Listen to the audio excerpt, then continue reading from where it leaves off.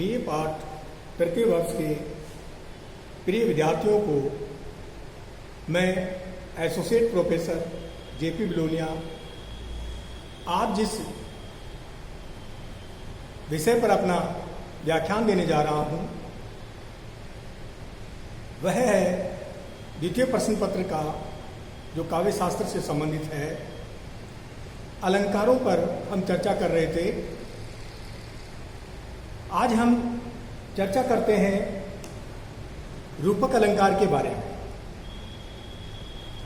प्रिय विद्यार्थियों, पूर्व की कक्षाओं में हमने उपमा अलंकार के कौन कौन से भेद होते हैं, मालोपमा अलंकार, उनके बारे में बताया। आज हम रूपक अलंकार के बारे में चर्चा करेंगे। रूपक अलंकार जो है उसकी सबसे पहले परिभाषा को जान लेना ज्यादा उपयुक्त होगा कि रूपक अलंकार आखिर कहते किस अलंकार को है। जब एक वस्तु पर दूसरी वस्तु का आरोप किया जाए, अर्थात जब एक वस्तु को दूसरी वस्तु का रूप दिया जाए तो वहां रूपक अलंकार होता है। दूसरे तरीके से हम रूपक अलंकार की जो परिभाषा है उसको इस तरह से ले सकते हैं, जहां उपमेय को उपमान के रूप में दिखाया जाए वहां रूपक अलंकार होता है। जैसे साधारण सा हम उदाहरण लें, मुख चंद्र आशय है, मुख चंद्र है, अर्थात मुख ही चंद्रमा है। मुख चंद्र का आशय क्या होता है? मुख ही चंद्रमा है। अन्य जो इसके उदाहरण हैं, जितने कष्ट कंटकों में है, जितना जीवन सुमन खिला, गौरव ग्रंथ उन्हें उतना ही, यत्र तत्र सर्वत्र मिला। उक्त पंक्तियों का जो अर्थ है इस तरह से हम लेंगे,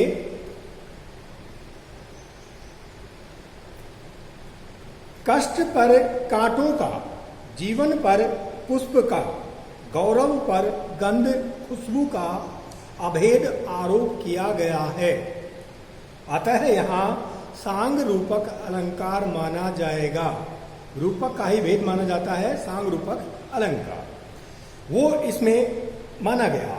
दूसरा उदाहरण हम लेंगे, उदित उदयगिरी मंच पर रघुवर बाल मतंग, विकसे संत सरोज सब, हर से लोचन मृंग। उपमेय, राजा जनक के दरबार में रखा मंच, वहां पर उपस्थित राघव यानी श्री राम, संत एवं उनके लोचन, इन पर क्रमशः उदयगिरी, प्रातःकालीन सूर्य, कमल एवं भंवरे का आरोप कर दिया गया है।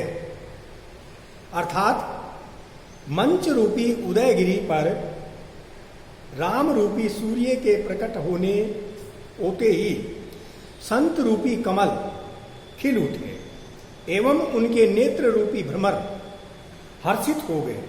यहां सांग रूपक अलंकार है, वही रूपक का ये भेद माना जाता है, सांग रूपक अलंकार। अब हम चर्चा करेंगे कि रूपक अलंकार के तीन भेद कौन कौन से माने गए हैं। जैसे रूपक अलंकार, उसके तीन भेद हैं, सांग रूपक अलंकार, निरंग रूपक अलंकार, पारंपरिक रूपक अलंकार, अभेद रूपक अलंकार और तद्रूप रूपक अलंकार। तद्रूप रूपक अलंकार, ये इसके भेद माने गए हैं। और सबसे पहला जो इसका भेद है वह है सांग रूपक अलंकार। प्रिय विद्यार्थियों, सांग रूपक में उपमेय में उपमान का आरोप, अवयवों अंगों सहित होता है। सांग रूपक, संग रूपक यानी रूपक सहित या रूपक के अंगों सहित। जब उपमेय पर उपमान का आरोप किया जाए, अर्थात जब उपमेय को उपमान बनाया जाए और उपमान के अंग भी उपमेय के साथ बताए जाएं, तब सांग का जो अर्थ होता है सह प्लस अंग यानी अंगों सहित रूपक अलंकार वहां पर माना जाता है। कौन सा रूपक अलंकार? सांग रूपक अलंकार। उदाहरण के लिए, बीती विभावरी जागरी, अंबर पनघट में डुबो रही, तारा घट उषा नागरी। इस पद में अंबर में पनघट का, तारों में घट का, उषा नागरी का समभेद रूप से आरोप किया गया है। उषा नागरी अंबर पनघट में तारा घट डुबो रही है। दूसरा जो इसका भेद माना जाता है वह है निरंग रूपक अलंकार। निरंग रूपक अलंकार वहां माना जाता है या उसे कहा जाता है जहां अवयवों अर्थात अंगों से हीन उपमा का उपमेय में आरोप किया जाए, वहां निरंग रूपक अलंकार होता है। जब केवल उपमान का आरोप उपमेय पर किया जाए, अर्थात उपमेय को उपमान बनाया जाए पर उपमान के अंगों को उपमेय के साथ न बताया जाए, वहां निरंग रूपक अलंकार होता है। उदाहरण के लिए, हैं शत्रु भी यो मग्न जिसके शौर्य पारावार में, हरि मुख मृदुल मयंक। दूसरा उदाहरण है इसका। तीसरा उदाहरण है चरण कमल मृदु मंजु तुम्हारे। चौथा उदाहरण है मयंक है श्याम बिना कलंक का। पांचवा उदाहरण, अवधेश के बालक चारि सदा, तुलसी मन मंदिर में बिहरे। यानी पांचों जो उदाहरण हैं वो निरंग रूपक अलंकार के उदाहरण माने गए हैं। अब तीसरा जो इसका भेद हम मानते हैं वो मानते हैं परंपरित रूपक। परंपरित रूपक किसे माना जाएगा? परंपरित रूपक में एक रूपक के द्वारा दूसरे रूपक की पुष्टि होती है। पारंपरिक रूपक में दो रूपक होते हैं, एक रूपक के द्वारा दूसरे रूपक की पुष्टि उसमें होती है, और इसमें यदि पहला रूपक नहीं हो तो दूसरे का निर्वाह ही नहीं हो पाता। दो रूपकों का होना इसमें बहुत आवश्यक है। यानी पारंपरिक रूपक जो है उसमें दो रूपक होने बहुत जरूरी है। जैसे उदाहरण के लिए, इक टक सब चित वही तेही औरा, यानी सब एक टकटकी लगा करके उसी ओर देख रहे हैं। रामचंद्र मुख चंद्र चकोरा, क्योंकि प्रभु श्री राम का जो मुख चंद्र है वो चंद्रमा के समान यहाँ लग रहा है, और चकोर की तरह वो उसी मुख चंद्र को निहार रहे हैं, अर्थात देख रहे हैं। दूसरा, जय जय गिरिराज किशोरी, जय महेश मुख चंद्र चकोरी। यहाँ गिरिराज किशोरी को चकोरी बताया गया है, महेश के मुख को चंद्र बताया गया है। चंद्रमा, महेश का मुख चंद्रमा है, और गिरिराज किशोरी तभी तक चकोरी है जब तक महेश के मुख को चंद्र बताया जाए, चंद्रमा बताया जाए। इस प्रकार एक रूपक में दूसरे के कारण हैं, या एक रूपक जो है वो दूसरे के कारण है।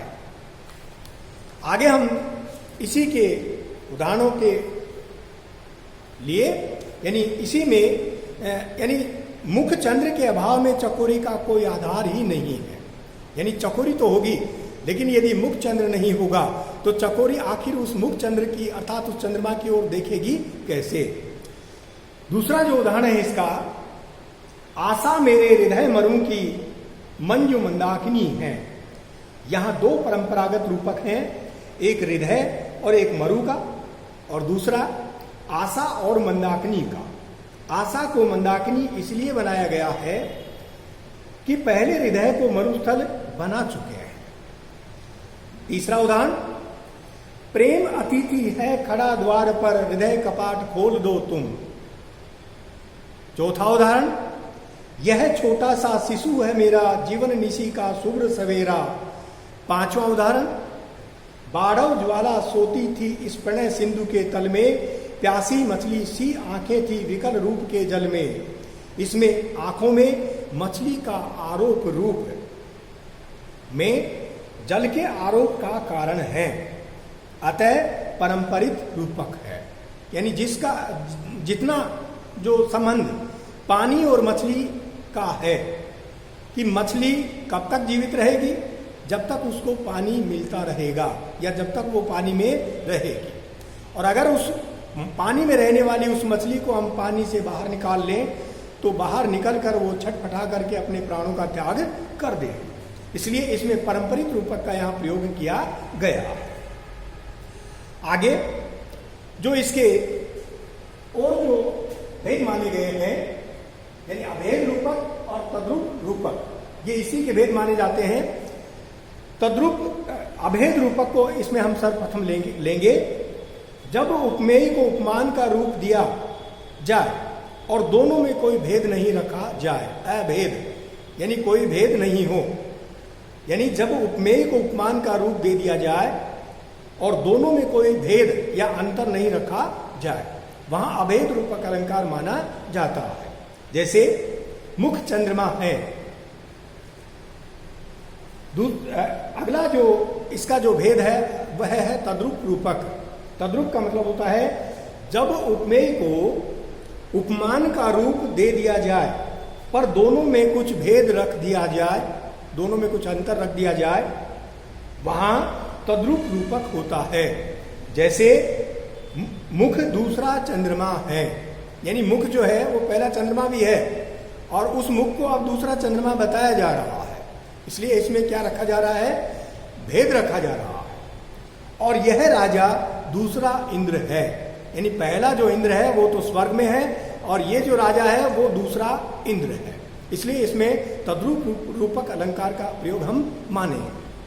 अवधपुरी अमरावती दूजी, अवधपुरी को जो है वो दूसरी अमरावती माना गया है, इसलिए इसमें भी तद्रूप रूपक अलंकार का कवि यहाँ प्रयोग कर रहा है।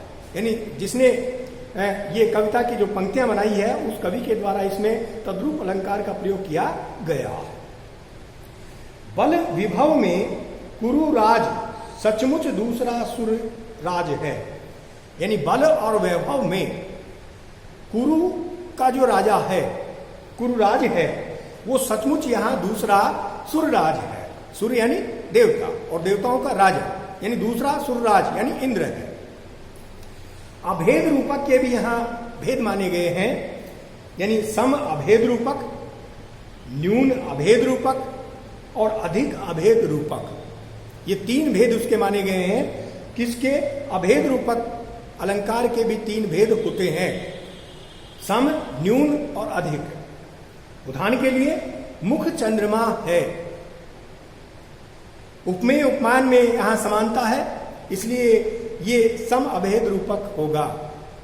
मयंक है श्याम बिना कलंक का, यानी कोई भी बात इसमें एक दूसरे से कम नहीं आकी गई है, इसलिए इसमें न्यून अभेद रूपक अलंकार माना जाएगा। और तीसरा है सुवर्ण है श्याम सुगंध से भरा, यानी कोई बात अधिक है, इसलिए इस तरह से इसमें अधिक अभेद रूपक अलंकार हम मानेंगे।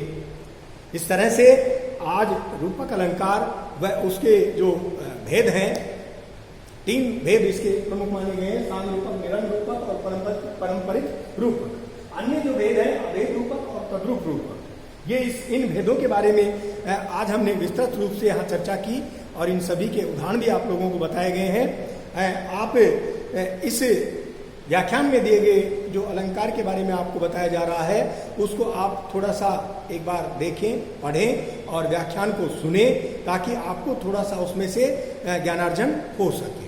धन्यवाद।